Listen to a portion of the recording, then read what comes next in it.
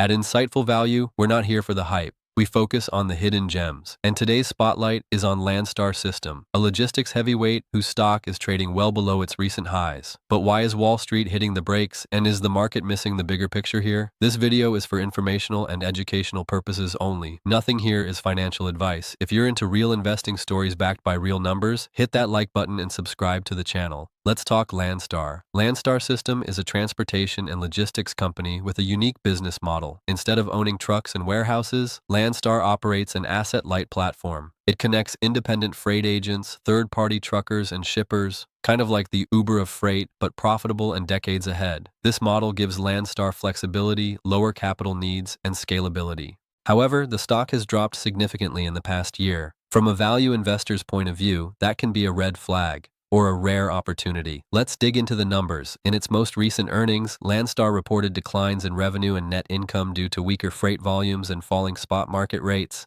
Total revenue was around $4.6 billion in the trailing 12 months, compared to nearly $7.4 billion in the previous year. That's a meaningful drop. Still, margins have remained relatively stable, with an operating margin above 7%. That's solid for a logistics firm, especially during a freight downturn.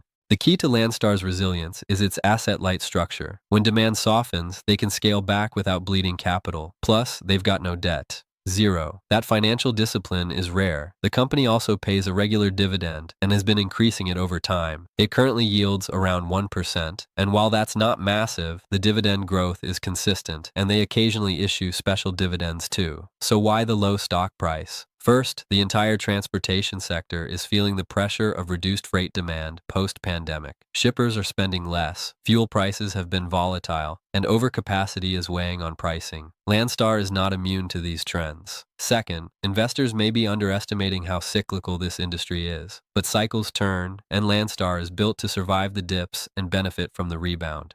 There are risks, of course. A prolonged freight recession, rising competition from digital logistics startups, or disruption in their agent-based model could all impact performance.